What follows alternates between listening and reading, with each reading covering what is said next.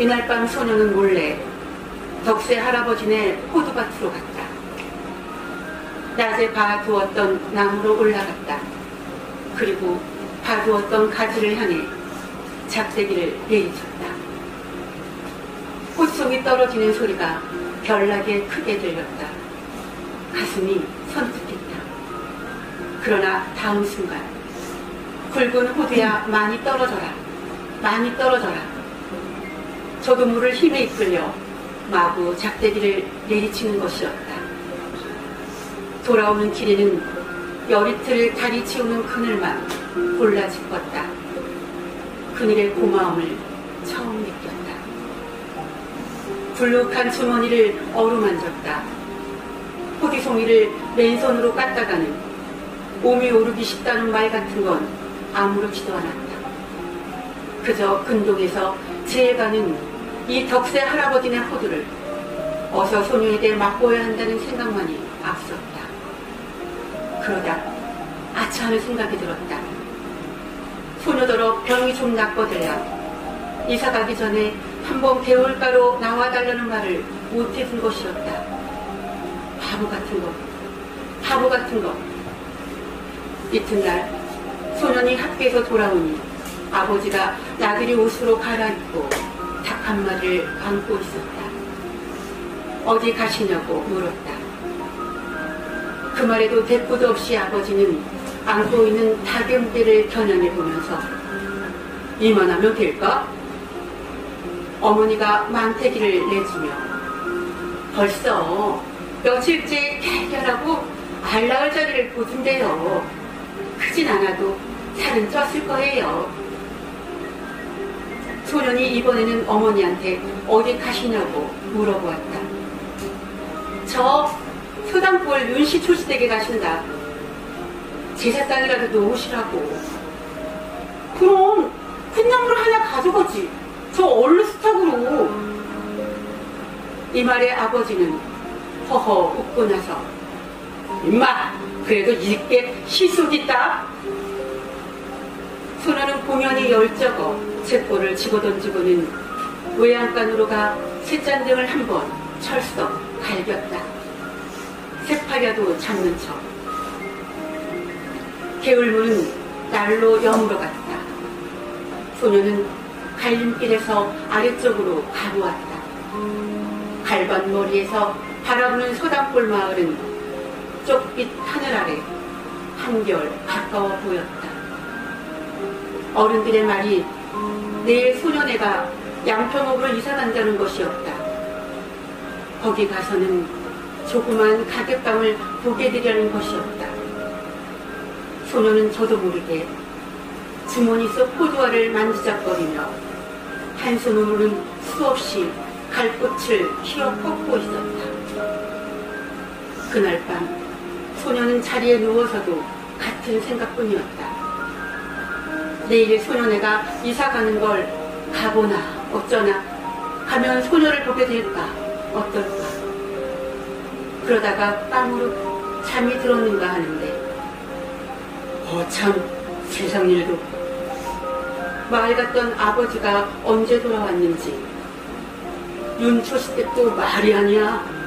그 많던 전답을 다 팔아버리고 대대로 살아오던 집마저 남의 손에 넘기더니 또 악상까지 당하는 걸 보면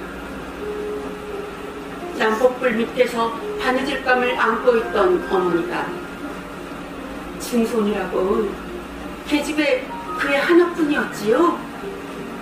그렇지.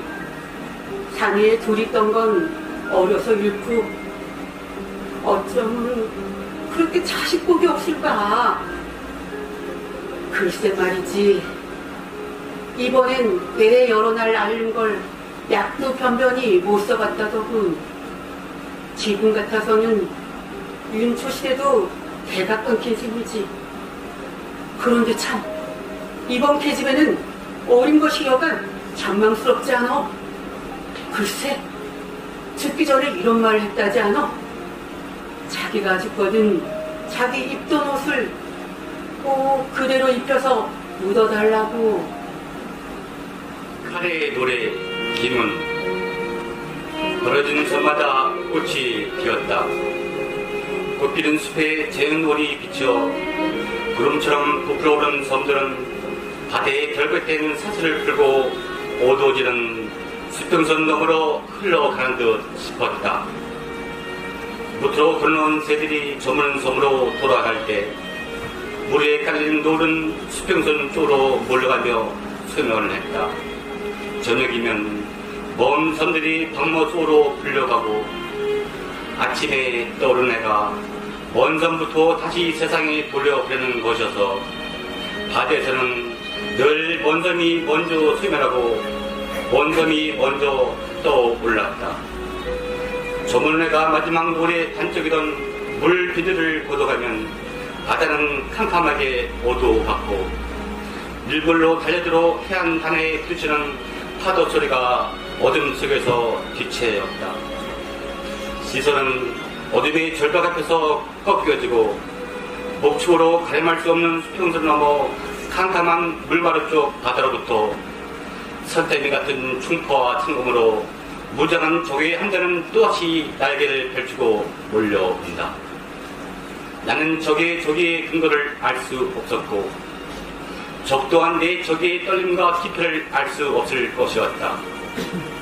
서로 알지 못하는 적의 바다 가득히 팽팽했으나 지금 나에게는 적이만이 있고 함대는 없다.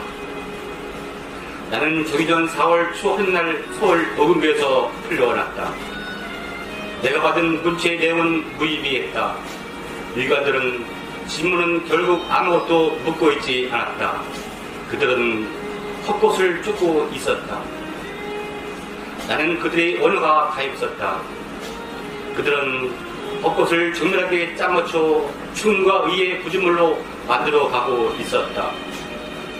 그들은 바다의 사실에 입각해 있지 않았다. 형틀에 묶여서 나는 헛개비를 자주 대하고 있었다.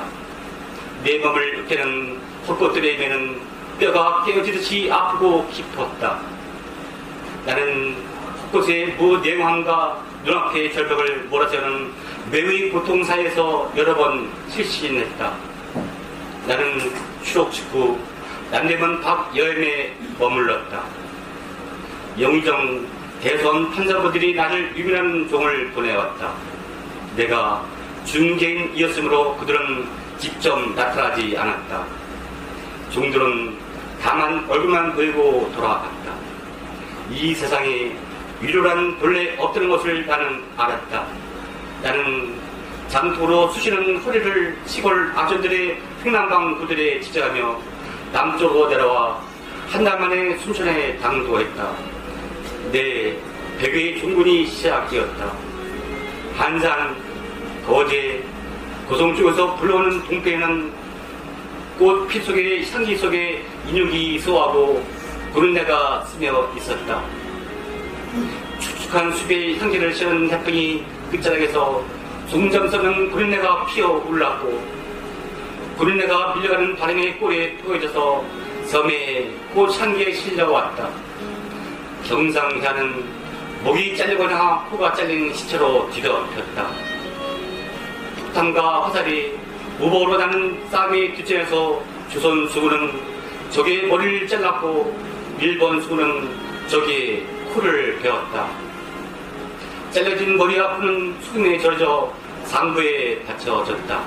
그것이 전과의 증거물이었다. 잘라낸 머리와 코에서 적과 악을 식별할 수는 없었다.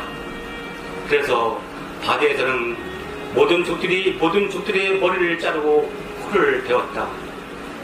지방 수령들은 마라오진이 무너지기 전에 이미 달아났다. 폭우로 몰려온 족들은 산속으로 피말르던 피난자의 아녀자들끼리 모조리 쥐고 코를 베어갔다. 피라미드들은 다만 얼굴 가운데 코가 있기 때문에 죽었다. 나는 보았으므로 안다. 조선 수구들은 물 위에 떠다니는 시체를 갈고리로 찍어 건져 물려서 가판 위에서 목을 잘랐다. 목을 자르기 위하여 잡두를 따로 배에 싣고 다니는 자들도 있었다. 목이 잘린 시체들은 다시 물에 던져졌다. 잘라진 머리는 피아를 구분할 수 없었다. 그 머리와 코의 수사로 양측 지휘관들은 승진했고 장려한 수사로 넘치는 교도를 받았다.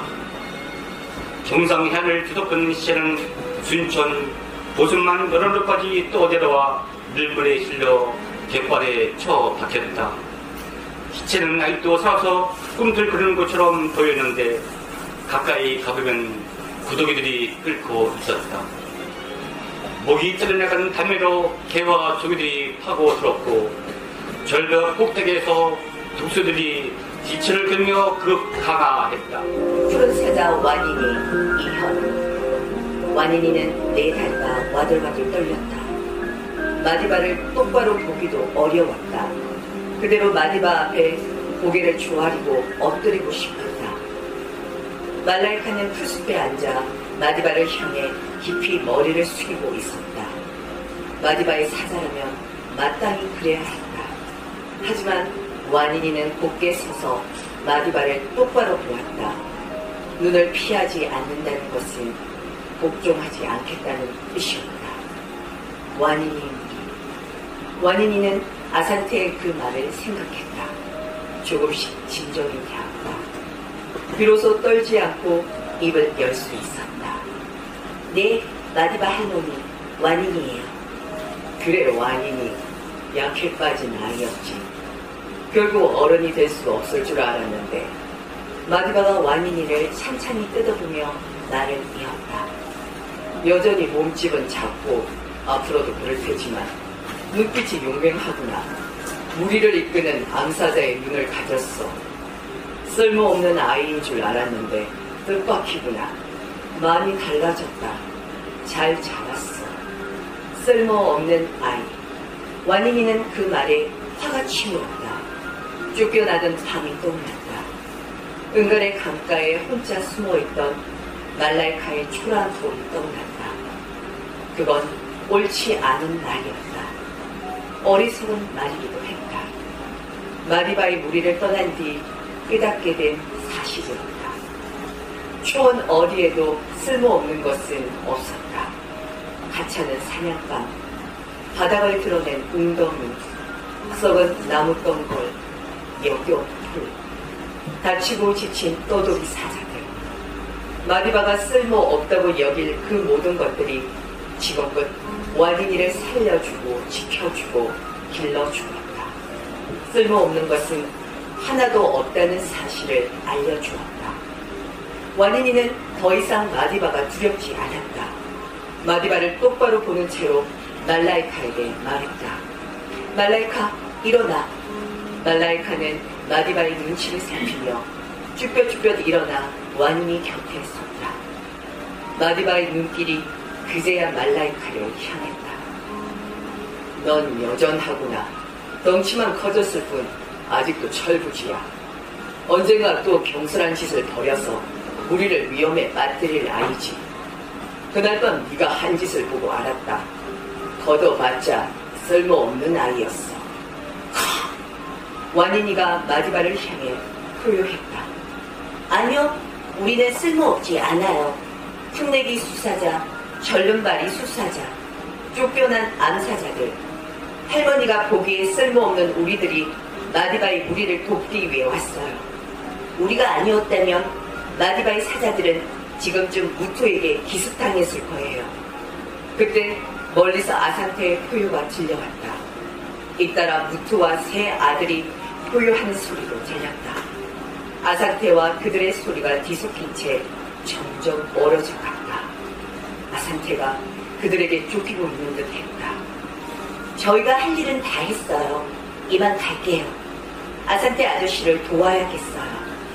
와니니는 그렇게 말하고 급히 돌아섰다. 그 순간 마디바가 훌쩍 뛰어올라 와니니 앞을 막았었다. 와니니는 놀라서 그만 주저앉았다. 마디바의 황금빛 눈동자가 와니니를 집어삼킬 듯 커졌다. 와니니, 오직 우두머리를 따라라. 우두머리의 명령만을 들어라. 네 멋대로 움직여서는 안 된다. 그것이 사자가 사는 법이야. 완인이는 겁이 나서 숨이 멎을 것 같았다. 그날 밤 마디바의 영토를 떠나면 죽을 것 같던 그 어린 사자로 돌아간 듯했다.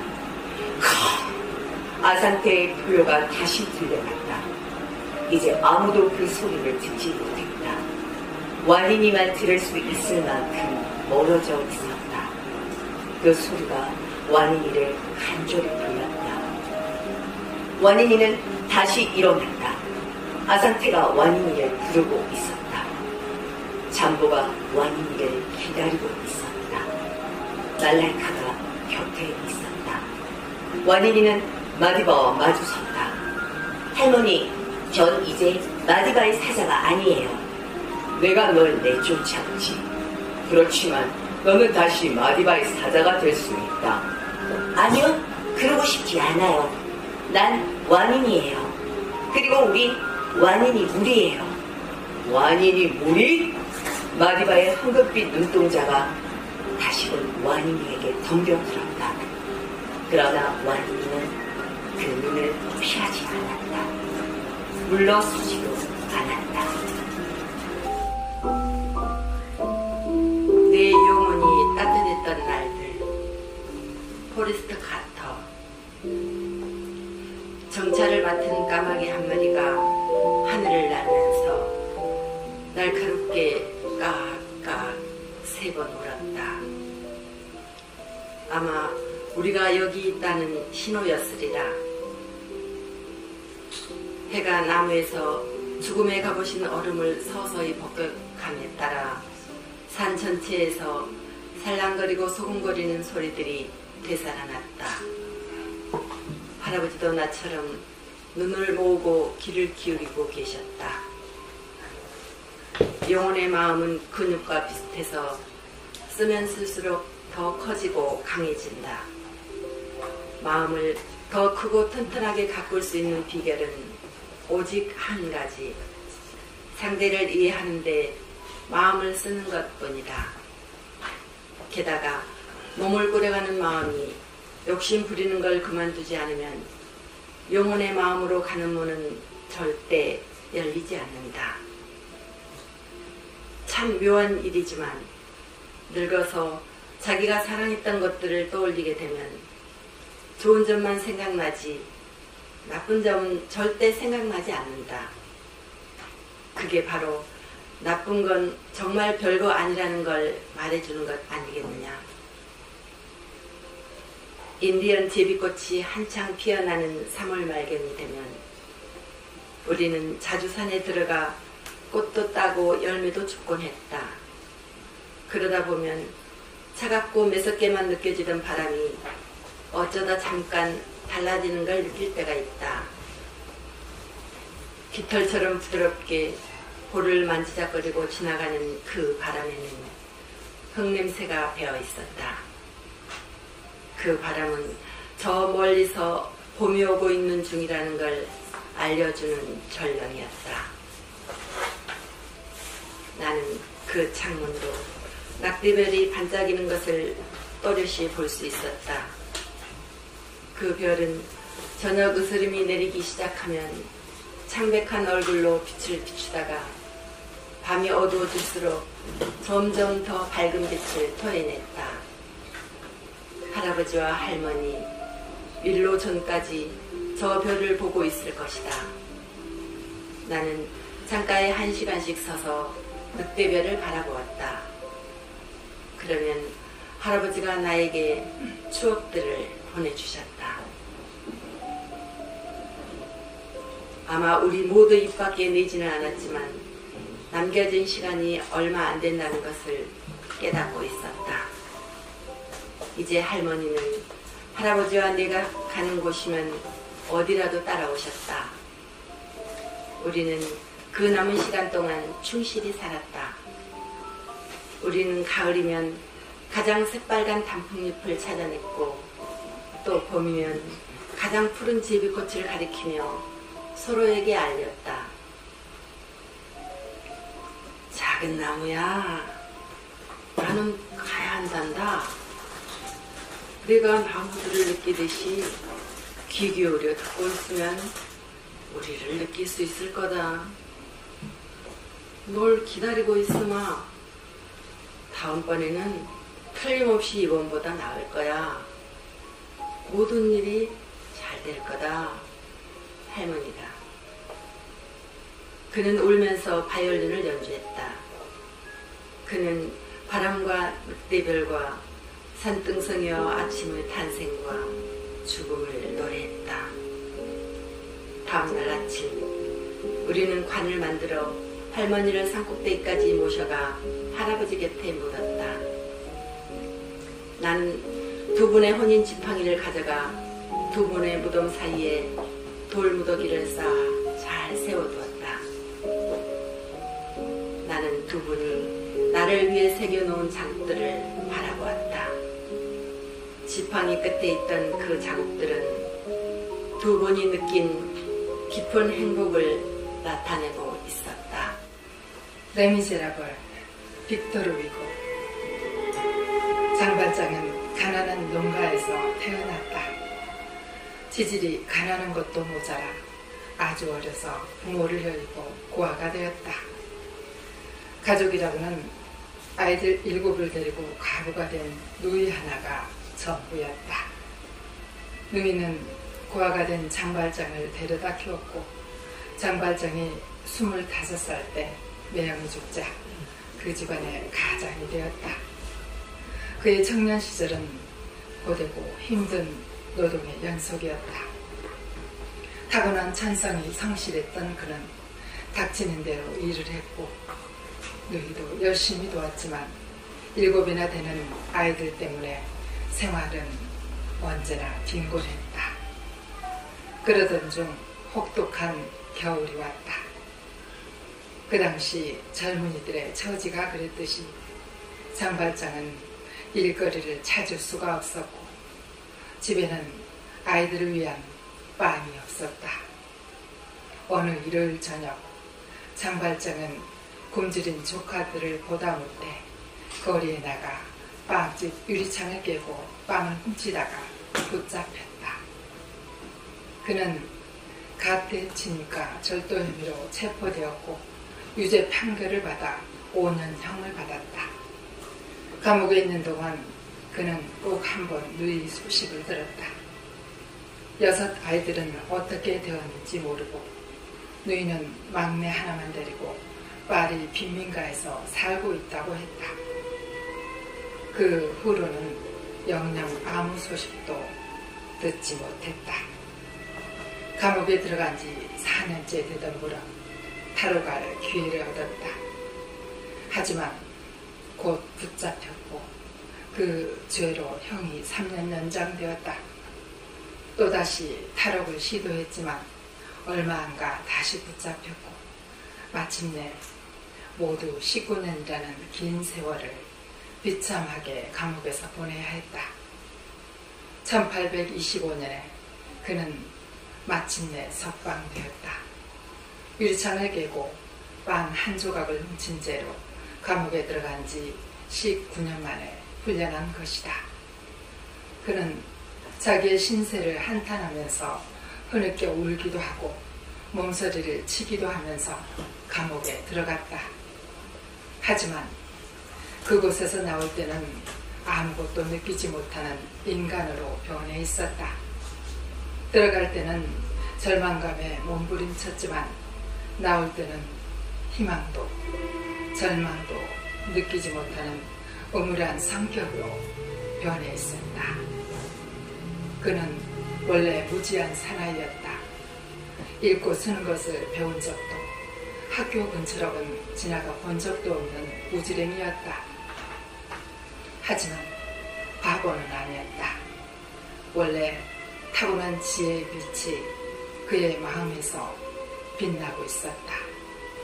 몽둥이질을 당하고 쇠사슬에 묶인 채 감방에 갇혀 있으면서도 떼약볕 아래 노역장에서 혹사당한 끝에 제수용 널판지에서 낡은 휴지 조각처럼 뒹굴어 자면서도 그는 곰곰이 생각해 보았다. 그는 자기가 아무 죄도 짓지 않았는데 억울하게 벌을 받고 있는 것은 아니라고 인정하고 있었다.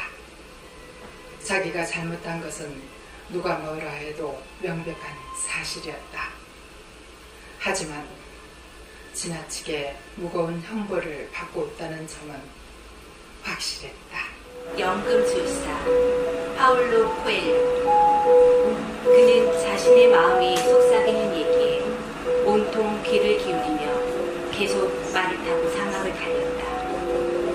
오직 자신의 마음만이 보물이 숨겨진 정확한 장소를 알려줄 터였다. 그대의 보물이 있는 곳에 그대의 마음 또한 있을 것이네. 연금술사는 말했었다. 그러나 그의 마음은 보물과는 무관한 다른 이야기를 하고 있었다. 그의 마음이 자랑스레 들려주는 이야기는 두 차례 꾸었던 같은 꿈을 쫓아 양떼를 버리고 길을 떠난 어느 양치기에 대한 것이었다. 그의 마음은 또한 자아의 신화와 시대적 편견에 사로잡힌 사람들에 맞서 머나먼 땅이나 아름다운 여인을 찾아 떠나갔던 많은 이들의 전설을 이야기했다. 그리고 지금까지 여정에서 만났던 새로운 발견들, 책들, 여러 변화에 대해 이야기했다. 그러다 그가 어느 모래 언덕을 오르려 할 때 그제서야 비로소 그의 마음이 그에게 속삭였다. 내가 울음을 터뜨리게 될 장소를 그냥 지나치지 마. 그 자리가 바로 내가 있는 곳이고 내 보물이 있는 곳이니까. 그는 모래 언덕을 아주 천천히 오르기 시작했다. 별들이 총총한 밤하늘을 또다시 얼굴을 내민 보름달에 환히 밝혀져 있었다. 오아시스에서 떠나온 지 한 달이 되어가고 있었다. 모래 언덕을 비추는 달빛은 물결 모양의 그림자들을 들이우며 사막을 파도치는 바다로 바꾸어 놓았다. 그 광경은 어디선가 갑자기 말을 타고 나타났던 연금술사, 그 현인을 처음으로 대면했던 그날 그 밤을 떠올리게 했다. 달빛은 이윽고 사막의 침묵 위에 내려앉아 보물을 찾아 머나먼 길을 헤쳐온 한 청년의 험난한 여정을 감싸 안는 듯했다. 마침내 모래 언덕에 올라섰을 때 그는 뛰는 가슴을 억누를 길이 없었다. 보름달과 사막의 순결한 흰빛으로 환히 빛나는 신성하고 장엄한 이집트의 피라미드가 눈앞의 모습을 드러냈던 것이다. 그는 그 자리에 무릎을 꿇고 주저앉아 울음을 터뜨렸다.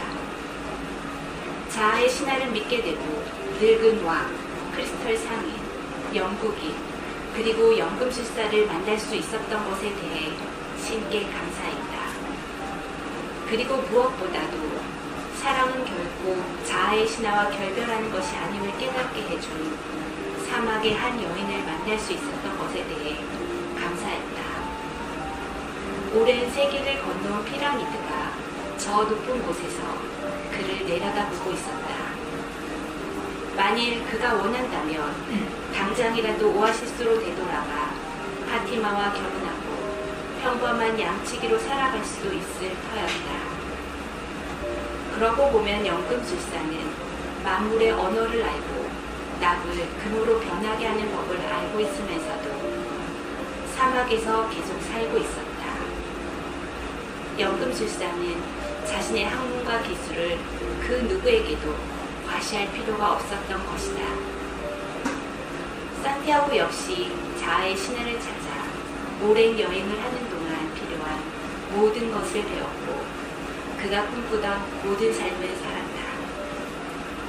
그는 이제 막 자신의 보물을 찾으려는 참이었고 그 일만 순조롭게 이루어지면 더 이상 남은 목표는 없었다. 그는 사막을 하염없이 바라보았다. 다시 눈물이 흘러내렸다. 풍뎅이 한 마리가 눈물이 떨어진 자리로 지나가는 것이 보였다.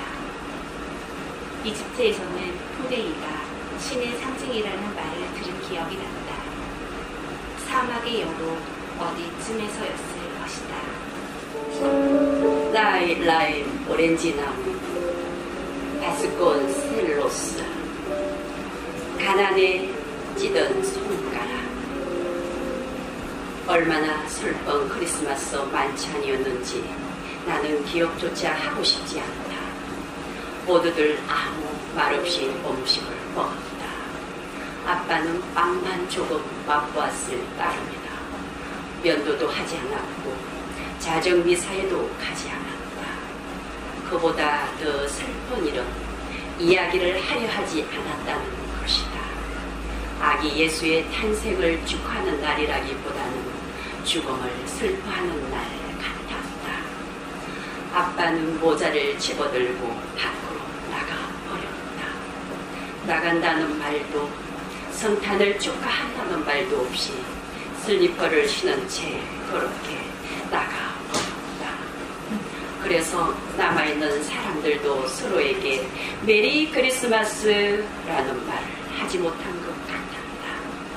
진지냐 할머니는 손수건을 꺼내 눈물을 닦으며 에드문드 아저씨에게 돌아가자고 했다. 에드문드 아저씨는 또똑과 형과 나에게 500헤이스짜리 동전을 주었다. 더 주고 싶었지만 그럴 돈이 없는 것 같았다. 아니면 우리보다는 당신 자식들에게 더 주고 싶었는지도 모른다. 난 아저씨를 깨안아 주었다. 그것이 크리스마스 밤의 유일한 호응이었다. 아무도 깨안으려고 하지 않았고 덕담도 해주지 않았다. 엄마는 방으로 들어가 버렸다. 숨어서 울고 있는 게 분명했다. 다른 사람들도 울고 싶었을 마음이었을 것이다. 랄라 누나는 에드문드 아저씨와 진지냐 할머니를 문강까지 배웅했다. 그리고 천천히 걸어가는 두 분의 뒷모습을 바라보며 중얼 거렸다. 이런 일을 견디시기에는 두 분 다 너무 넓고 지치셨어. 더 슬픈 이런 성당의 밝은 종소리가 밤을 채우고 있다는 사실이었다. 게다가 폭죽은 하느님이 다른 이들의 행복을 보고 보실 수 있게끔 하늘을 수놓고 있었다. 우리가 집 안으로 들어왔을 때 글로리아 누나와 잔디라 누나는 접시를 닦고 있었다. 글로리아 누나는 많이 울었는지 눈이 빨개져 있었다. 그래도 울었던 티를 감추며 또똑과 형과 내게 말했다. 아이들은 자야 할 시간이야. 그러고는 우리를 바라보았다. 하지만 누나는 그 순간 그 자리에는 더 이상 아이들이 없다는 것을 알고 있었다. 모두가 얼음이었다. 그것도 아주 슬픈 얼음. 슬픔을 조각조각 맛보아야 하는 어른들 뿐이었다. 어쩌면 이 모든 슬픔은 라이터 전기 회사가 전기를 꺼놓은 뒤 전기불 대신 켜놓은 꺼져가는 등불 때문인지도 몰랐다. 어쩌면 행복한 사람은 손가락을 입에 문 채 작은 꼬마 임금님 뿐이었다. 나는 동생 가까이에 망아지를 세워 놓았다. 녀석의 머리를 쓰다듬어 주지 않을 수 없었다. 강물이 흐르는 부드러운 목소리로 속삭였다. 귀여운 내 동생. 온 집안이 어둠에 잠겼을 때 나는 낮은 소리로 형에게 물었다. 빵 맛있었지? 안 그래 똑똑가요? 모르겠어. 안 먹었어. 왜? 목에 걸려서 아무것도 먹을 수가 없었어. 이제 자자. 자고 나면 다 있게 돼. 나는 침대에서 일어나 바스락거렸다. 어딜 가려고 그래 제제? 몸 밖에 운동화를 내놓으려고. 그러지 마. 내놓지 않는 게 차라리 나아. 내놓을 거야. 혹시 알아? 기적이 일어날지. 있잖아 형. 난 선물을 받고 싶어. 딱 하나만이라도 아주 새 거로. 나만이고 말이야. 형은 내게 등을 돌려 베개 밑에 머리를 파 묻었다. 빨간 머리 앤, 루시 모드 몽고메리. 자신이 아주 많이 사랑하고 자신에게 그렇게 친절했던 메시 아저씨를 위해 눈물을 흘릴 수 없다는 것은 정말 끔찍한 일이었다. 어제 저녁만 해도 해질녘에 함께 걸었던 메시가 지금은 아래층 어두운 방에서 굉장한 평화를 얻은 듯 고요히 누워있었다. 하지만 처음에는 눈물이 나오지 않았다. 어둠 속에서 창가에 무릎을 꿇고 앉아 기도하며 언덕의 너머의 별을 쳐다보았다. 그래도 눈물은 나오지 않았다. 좀과 똑같이 끔찍하게 무딘 고통만이 그날의 아픔과 흥분에 지쳐서 잠들기 전까지 계속되었다. 애는 밤에 자다가 깼다. 주변은 고요하고 어두웠다. 그날의 기억이 슬픔의 파도처럼 몰려왔다. 애는 어제 저녁 대문에서 헤어지며 자신을 보고 웃던 메시 아저씨의 얼굴이 떠올랐다. 내 딸, 내가 자랑스러워하는 내 딸이라고 말하는 목소리도 들렸다. 그러자 눈물이 쏟아지기 시작했다. 애는 눈에서는 눈물이 멈추지 않았다.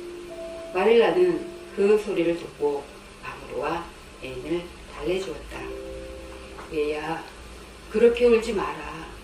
그런다고 오라버니가 다시 돌아오진 않잖니. 그렇게 울면 좋지 않아. 나도 오늘은 참지 못하고 울었지만 오라버니는 늘 내게 그렇게 다정하고 친절했지. 하느님이 제일 잘 아시지. 애는 흐느꼈다. 아, 마릴라 아주머니 그냥 울게 두세요. 아픈 것보다 눈물 흘리는 게 나아요. 여기에서 잠시만 저를 안아주세요. 다이애나와 있을 수 없었어요. 다이애나는 착하고 친절하고 다정해요. 하지만 이건 다이애나의 슬픔은 아니니까요. 그 아이는 이 슬픔과 상관없고 제 아픈 가슴을 달래줄 수 없어요. 이건 우리의 슬픔이에요. 아주머니와 저의 슬픔이죠. 아, 마릴라 아주머니, 메시 아저씨 없이 앞으로 우린 어떻게 살아가죠? 우리에겐 서로가 있잖니, 앤. 내가 여기 없었다면 내가 어땠을지 모르겠구나. 내가 우리 집에 오지 않았다면 말이야. 아, 앤. 내가 너한테 엄격하고 냉정하게 대했다고, 메시 오라버니만큼 너를 사랑하지 않았다고 생각하면 절대 안 된단다. 말할 수 있을 때 이제야 말하고 싶구나. 나에겐 마음속 이야기를 털어놓는 게 절대 쉽지 않지만 가끔은 이렇게 쉽기도 하구나. 난 너를 내 가족처럼 사랑하고 내가 초록지붕 집에 온 뒤로 늘 너는 내 기쁨이자 위안이었단다. 이틀 뒤 메시 허스버트는 집을 떠나 그가 경작하던 밭과 사랑하던 과수원들, 그가 심었던 나무들을 지나갔다.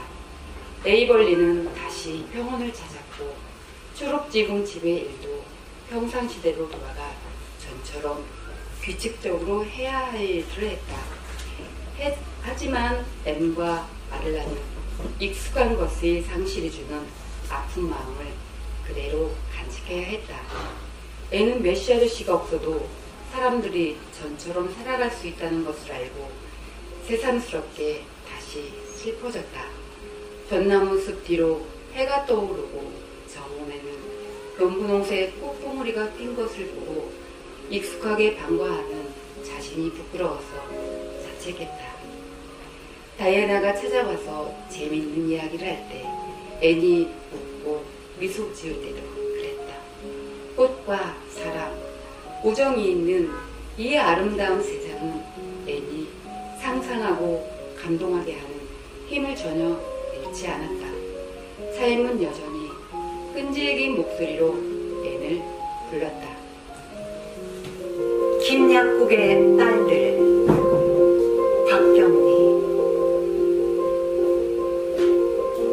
보고 싶었다. 떨어진 장지문 사이로 햇빛이 여러 줄기 방 안으로 스며들었다. 용나는 방에 들어누워 사과를 깨물어 먹고 있었다. 머리맡에는 과자 봉지가 너절하니 널려있고 어젯밤에 마시다 둔 물그릇 속에는 파리 한 마리가 헤엄치고 있었다. 분순아, 야, 느려 빠진 대답이 부엌에서 났다. 저녁밥 다 됐나? 아직 안 됐습니다. 아침에요. 아이고, 배고파 죽겠다. 용나는 비스듬히 몸을 일으키며 사과 껍질을 뱉어낸다. 사과를 다 먹어버린 용나는 입술을 한 번 문지르고 나서 천장을 바라본 채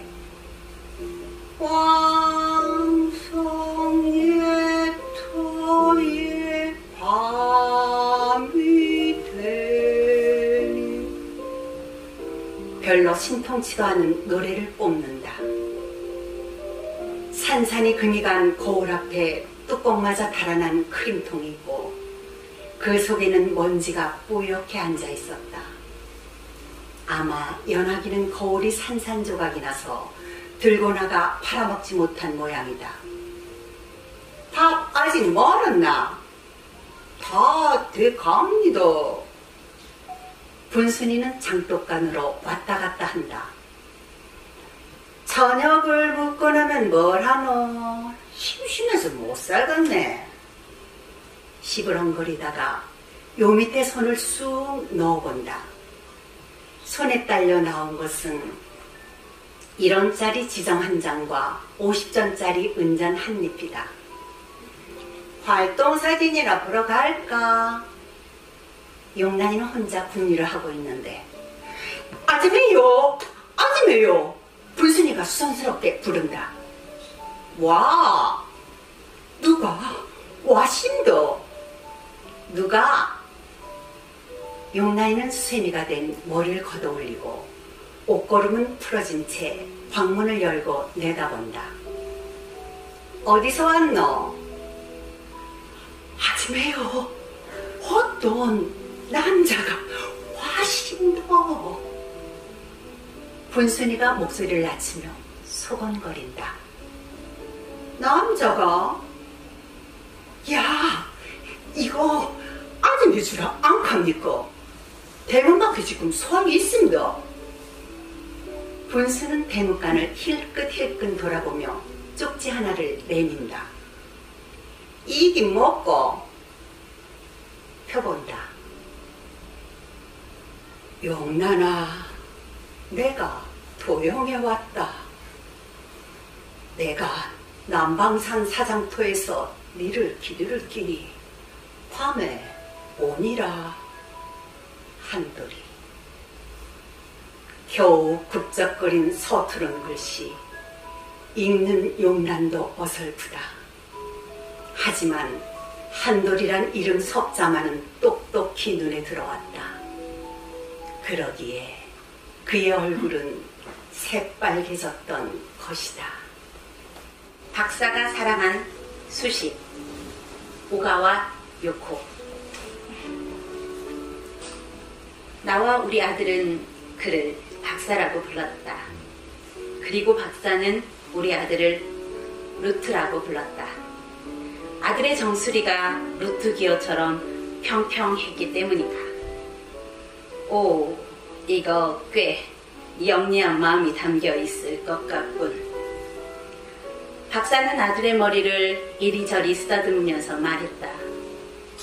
친구들에게 놀림을 당하기가 싫어 늘 모자를 쓰고 있는 아들은 머리카락이 헝클어질까봐 고개를 움츠렸다. 이걸 사용하면 무한한 숫자나 눈에 보이지 않는 숫자에도 번듯한 신분을 줄 수가 있지. 그는 집게 손가락으로 먼지 쌓인 책상 구석에 그 모양을 그렸다. 루트. 나와 우리 아들이 박사에게 배운 헤아릴 수 없이 많은 것 중에 루트의 의무는 상당히 중요한 자리를 차지한다. 세계의 성립을 수로 표현할 수 있다고 믿었던 박사가 지금도 살아있다면 헤아릴 수 없이 많은이란 표현을 다소 불쾌하게 여길지도 모르겠다. 그러나 달리 뭐라 표현할 수 있을까? 우리는 10만 자릿수나 되는 거대한 수수와 수학의 증명에 사용되는 가장 큰 수로 기네스북에 올라있는 수, 무한을 넘어서는 수학적 관념에 대해서도 배웠지만 그런 것들은 아무리 많이 동원해 봐야 박사와 함께 지낸 시간의 밀도와는 미치지 못한다. 셋이서 루트 기호 속에 숫자를 집어넣으면 어떤 마법에 걸리는지 시험해 본 날은 지금도 기억이 생생하다. 4월 초순에 비 내리는 저녁이었다. 백열등은 켜놓아도 어두컴컴한 서대의 카펫 위에는 아들이 내던진 가방이 나뒹굴고 창 너머로는 비에 젖은 살구꽃이 보였다. 박사는 우리에게 정답만을 요구하지는 않았다. 언제 어떤 경우에든 뭐라 대답할 수 없어 입을 꾹 다물고 있을 때보다 머리를 쥐어 짜다 못해 엉뚱한 실수를 저지를 때 오히려 더 기뻐했다. 그리고 그 실수에서 원래의 문제를 뛰어넘는 새로운 문제가 발생될 때면 한층 기뻐했다. 그는 우리가 아무리 발부둥쳐도 정답을 알아내지 못할 때 오히려 보다 큰 자신감을 안겨주는 독자적인 감각을 발휘했다. 그럼 이번에는 -1을 넣어보자고 박사는 말했다. 같은 수를 곱해서 -1이 되면 되겠지? 학교에서 각 분수를 배운 아들은 박사의 30분 남짓한 설명에 0보다 작은 수가 있다는 것을 이해했다. 우리는 머릿속으로 루트 -1을 떠올렸다. 루트 100은 10, 루트 16은 4, 루트 1은 1. 그러니까 루트 -1은... 박사는 절대 서두르지 않았다. 끈질기게 생각하는 나와 아들의 얼굴을 쳐다보며 흐뭇해했다. 그런 수는 없지 않나요? 내가 신중하게 입을 열었다. 아니지, 여기 있잖아. 그는 자기 가슴을 가리켰다. 아주 조심성이 많은 숫자라서 말이야. 눈에 띄게 모습을 드러내지는 않지만 우리 마음속에는 분명히 있어. 그리고 그 조그만 두 손으로 이 세계를 떠받들고 있지. 우리는 다시 침묵했다. 어딘가 멀고 낯선 곳에서 온 힘을 다해 두 손을 쳐들고 있는 -1의 제곱근의 모습을 상상했다. 빗소리만 들렸다. 아들은 루트의 모양을 새삼 확인하듯 자기 머리를 더듬었다. 그레고아르와 책방 할아버지, 마르크 로제. 나는 이제 막 18살이 되었다. 중학교, 고등학교, 그리고 곧바로 취업. 떨어져 나온 거다. 복잡하게 생각할 것 없이 수치상으로 지원자 가운데 80%가 바칼로레아에 통과한다. 나는 그저 나머지 20% 쪽으로 스르르 굴러떨어진 거고, 그 통계에 과연 내가 포함되었는지조차 불확실하다. 학교 선생님들은 전혀 신경 쓰지 않았다. 과목을 막론하고 그레고아르 젤랭, 출석, 결석. 출석은 했지만 결석한 거나 마찬가지인 존재. 그야말로 완벽한 벽으로 드나드는 남자. 중학교 4학년 때 진로 상담을 받으면서부터 나는 정말 당혹스러웠다. 그 모든 작업들에는 저마다 바칼로레아 그 이상의 뭐가 뭔지 알 수 없는 필수 과정들이 잔뜩 있었고, 나에게는 그저 끝없이 코앞에서 연속적으로 쾅 하고 닫히는 문들일 뿐이었다. 나는 엄마에게 그 얘기를 했다. 진로상담 선생님은 내 말은 한마디도 안 들어. 난 나무를 좋아한다고 말했어. 그랬더니 산림청 얘기를 꺼내더라고. 이과형 바칼로레아를 준비하라니 난 수학엔 완전 젬병인데 그런 내가 뭘 할 수 있겠어. 언제나 현실적이고 사리분별이 빠른 엄마는 말했다. 내가 내 나이 때 그랬던 것처럼 너도 취직을 해. 시청에는 일손이 모자랐고 그래서 용케 녹지과에 일자리를 얻게 되었다. 솔직히 그 일에 만족할 수도 있었을 것이다. 탁 트인 야외 활동, 그건 내가 좋아하는 거니까. 하지만 내가 하는 일은 하루 종일 잔디를 깎고 낙엽을 쓸어내는 것이었다. 그 일이 끝나고 나면 삽을 들고 개똥과 씨름을 하고 운동 경기 다음 날이면 깨진 유리병 조각들을 주워 담아야 했다. 나는 빛의 속도로 그 일에 넌더리가 났다. 시청 사회복지과 부책임자인 태롱 씨와 안면이 있는 엄마는 그의 백을 썼다. 수레국화 분과. 공식적으로 내 급여 계산표에는 의료시설 업무 지원 인력이라고 표기되어 있었다. 일주일에 35시간 근무. 요양원 원장인 마송 부인이 직접 내 급여액을 결정했다. 내가 초년생이라는 사실을 강조했고 최저임금보다 약간 더 낮은 액수였다. 어쨌든 나에게는 선택의 여지가 없었다. 엄마는 내게 이렇게 말했다. 이제 한시름 놔도 되겠구나. 그런 급여를 받으면서 나는 이곳에서 근무한다. 하지만 그건 순전히 공식적인 표현일 뿐이다. 실무적인 측면에서 본다면 나는 전문성이 필요 없는 온갖 허드렛 일을 맡아 한다. 책방 할아버지는 나를 자벽꾼이라고 부른다. 어쨌든 나는 내가 하는 일들이 모두 우습게 느껴진다. 2월 1일 나는 주방 위생모를 썼다.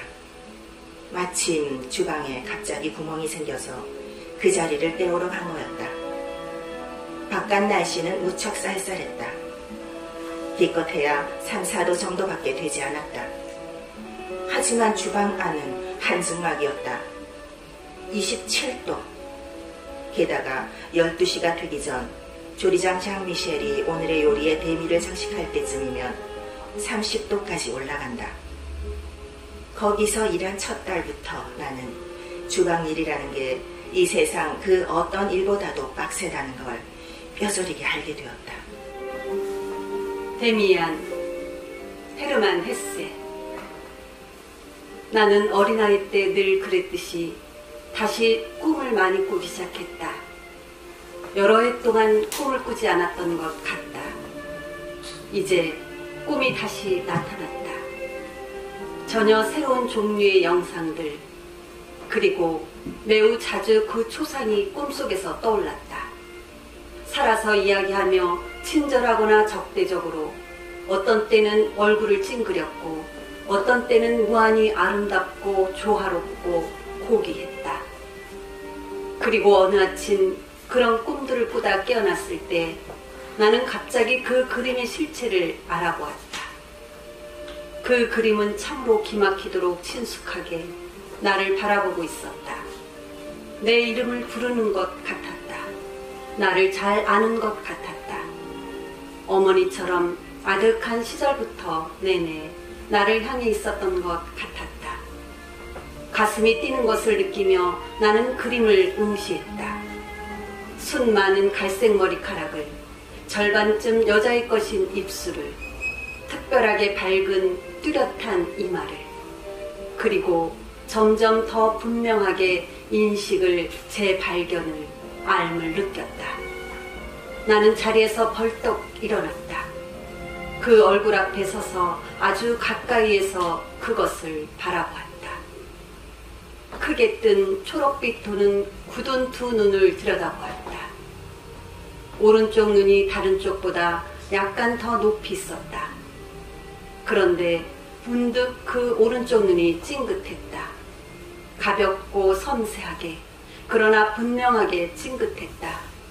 그리고 이 찡긋거림 덕에 나는 그림을 알아보았다. 어떻게 내가 그것을 그렇게 늦게야 비로소 찾아낼 수 있었단 말인가. 그것은 데미안의 얼굴이었다. 후에 나는 이 그림을 내 기억 속에서 찾아낸 데미안의 진짜 표정과 자주 비교했다. 비슷하기는 해도 전혀 똑같지는 않았다. 하지만 그래도 데미안이었다. 언젠가 초여름 저녁 햇빛이 비스듬하고 붉게 서양인 내 창으로 비쳐들었다. 방안이 어스름해졌다. 그때 베아트리체 혹은 데미안의 초상을 창문 가운데 교차하는 창살에 핀으로 꽂아놓고 석양이 그것으로 비쳐들면 어떤지 봐야겠다는 생각이 들었다. 얼굴은 윤곽이 흐릿해졌지만 불구스름하게 태 둘린 눈, 환한 이마와 진홍의 입이 종이면으로부터 튀어나와 속속들이 야성적으로 장렬했다. 나는 빛이 사라지고 나서도 오랫동안 그것을 마주보고 앉아있었다. 그런데 차츰차츰 그것이 베아트리체도 데미안도 아니며 나라는 느낌이 왔다. 그 그림은 나를 닮지 않았으며 그럴 리도 없다고 느꼈다. 그러나 그것은 나의 삶을 결정하는 것이었다. 그것은 나의 내면, 나의 운명, 혹은 내 속에 내재하는 소신이었다. 만약 내가 언젠가 다시 친구를 찾아낸다면 내 친구의 모습이 저러리라. 언제 애인을 얻게 된다면 내 애인의 모습이 저러리라. 나의 삶이 저럴 것이며 나의 죽음이 저럴 것이다. 이것은 내 운명의 울림이자 리듬이었다. 그 몇 주 동안 나는 책을 한 권 읽기 시작했는데 전에 읽은 모든 것보다 더 깊은 인상을 받았다. 나중에도 책을 그렇게 경험한 일은 드물었다. 어쩌면 니체나 그랬을지. 그것은 노발리스의 책으로 편지와 잠언들이 들어있었는데 그중 많은 것을 이해하지 못했는데도 모든 것이 말할 수 없이 나를 매혹하고 긴장시켰다. 잠언 하나가 아직도 생각난다. 그 잠언을 펜으로 초상화 밑에 적어놓았다. 운명과 신성은 하나의 개념에 붙여진 두 개의 이름이다. 그 말을 그때 이해했다. 베아트리체라고 부른 소녀는 여전히 자주 마주쳤다. 이제는 아무런 동요를 느끼지 않았다. 그러나 늘 한가닥 부드러운 일치감, 한가닥 감정 넘치는 예감을 느꼈다. 넌 나와 연결돼 있어. 그러나 너 말고 내 영상만 말이야. 넌 내 운명의 일부거든. 그 많던 시간은 누가 다 먹었을까? 박안서. 오빠는 비명 한 번 안 지르고 희미하게 웃기까지 했다. 희망을 잃은 평온함이 처절해 보였다. 심으로 쓸 가재와 붕대, 소독약, 연고 등 있는 대로 우리에게 다 주고 의사도 가족과 함께 피난을 떠나고 동네가 텅 비었다. 우리가 남의 병원을 독차지한 지 사나흘 만에 마지막 후퇴령이 내렸다. 이른바 일사후퇴였다. 거의 다 떠난 줄 알았는데 행여나하고 관망하던 사람들이 한꺼번에 쏟아져 나와 국도를 질주하는 소리와 낮게 뜬 헬리콥터에서 마이크를 대고 피난을 동요하는 소리가 어우러져 조그만 병원을 들썩들썩 흔드는 것 같았다. 실상 집보다 우리 마음은 더 심하게 흔들리고 있었다. 엄마가 먼저 우리의 동요를 대변했다. 떠나자. 죽는 한이 있어도 가는 데까지 가다고 죽자. 저렇게 내모는데 안 가고 있어봐라. 나중에 우리를 얼마나 못살게 굴겠니? 그 꼴을 또 당하느니 죽는 게 낫다.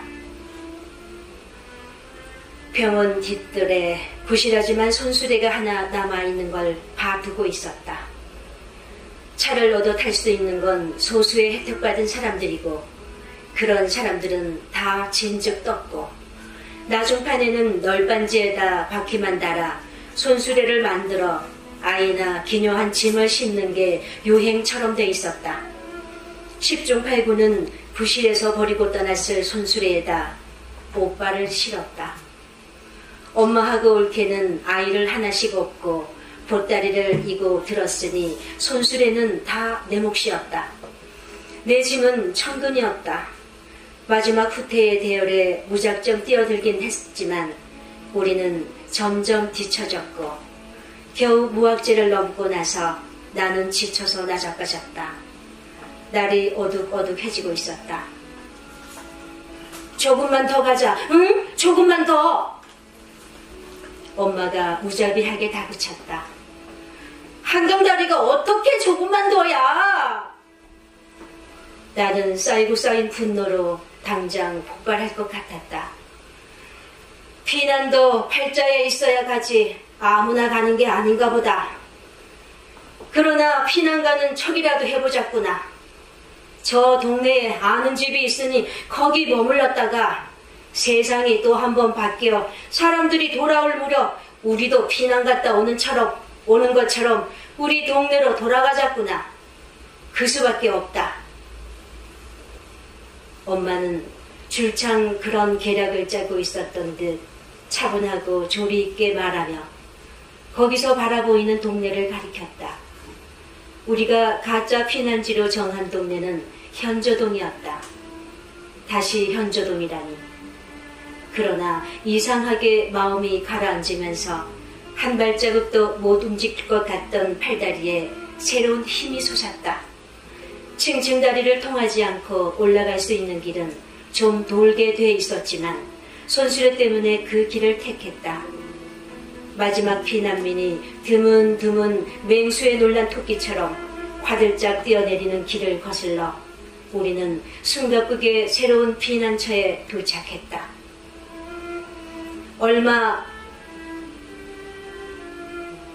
엄마가 점 찍어 놓은 집은 숯불에 옥바라지 할 때도 신세진 일이 있는 바로 그 집이었다.